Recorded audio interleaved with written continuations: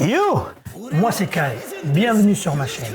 Ici, on va parler de manga, d'animé, mais aussi d'animation et de dessin. Aujourd'hui, je vais te partager 5 astuces pour créer ton personnage manga. Pas n'importe lequel, le tien, l'ultime, l'unique. La dernière astuce risque de tout changer pour toi.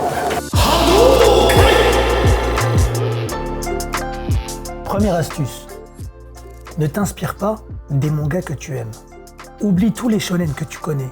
Tout ce qui est Naruto, One Piece, Dragon Ball Z. Bien sûr, ce sont de grosses inspirations, des gros chefs-d'œuvre d'artistes incroyables. Mais là, je t'invite juste à trouver un moyen de nourrir ton inspiration avec autre chose. Donne-lui de la matière à élaborer des nouvelles idées. Va plutôt puiser ton inspiration ailleurs. Comme combiner une émotion avec un animal, par exemple. Ça peut être un personnage qui dégage la fierté d'un aigle, ou alors un personnage qui dégage l'énergie incontrôlable d'un chien. Inspire-toi des gens que tu connais, des gens de ton entourage.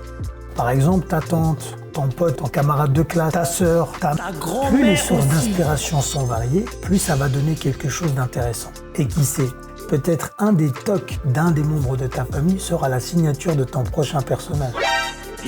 Astuce numéro 2. Maintenant que tu as tes inspirations et tes idées en tête, il est temps de passer au croquis. Et là, c'est le moment d'expérimenter à fond. Prends ce que tu as sous la main, un crayon, un stylo, une tablette si tu as une tablette, à partir du moment que tu puisses dessiner. Il est temps de mettre toutes tes idées sur papier ou sur tablette, dépendamment avec quoi tu dessines. Fais plusieurs tests. Change de pose, des poses plus dynamiques, des poses statiques, les accessoires, les vêtements, l'attitude. C'est tous ces éléments-là qui vont faire en sorte que ton personnage va raconter son histoire. À ce stade, c'est pas important de rajouter des détails, ça doit être vraiment très brut. Et rappelle-toi, c'est du manga. Alors n'hésite pas à exagérer, lâche-toi, amuse-toi et donne vie à tes idées. Astuce numéro 3. Une fois que tu as choisi ton croquis préféré, c'est le moment du line art.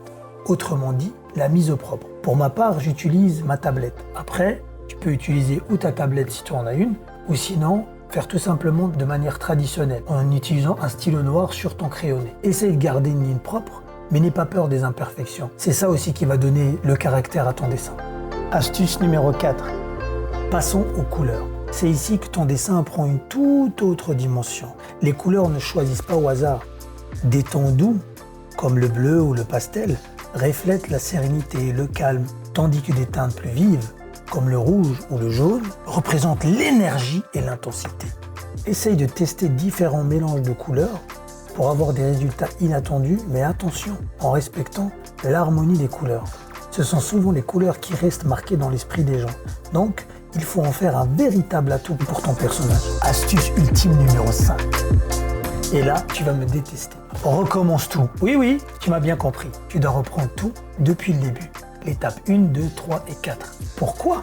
Parce que ton cerveau, maintenant, a eu le temps de digérer tout ça. Ce que tu as dessiné la première fois, c'était comme un échauffement. Une manière pour toi de te préparer à libérer ton imagination. Donc là, en reprenant toutes les étapes d'inspiration, les croquis, la mise au propre, le line art et les couleurs, tu vas être beaucoup plus précis. Ton cerveau, il est aiguisé. Je te dis pas de tout effacer, je te dis de tout recommencer, en prenant en compte ce que tu as fait en premier. Là, tu verras, ton deuxième essai sera beaucoup plus audacieux. Tu auras beaucoup plus confiance en toi. Tu remarqueras peut-être des détails que tu avais ratés, ou tu oseras d'autres combinaisons de couleurs. Tu testeras des choses que tu n'osais pas à la première tentative.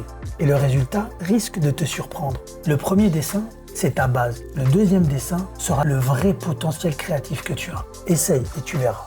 Voilà, tu as maintenant toutes les clés en main pour créer ton perso ultime. Mais tu sais ce qui rend ton perso réellement unique ? C'est toi. Parce que tu es aussi unique, tout comme nous tous d'ailleurs. Nos expériences de vie, nos humeurs, notre caractère, etc. Si tu dessines en y mettant toutes ces choses, ça se ressentira forcément.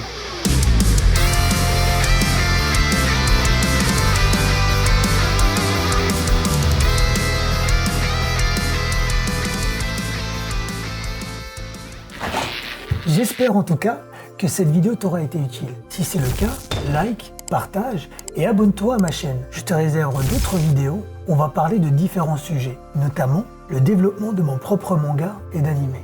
Si ça t'intéresse, je te dis à la prochaine.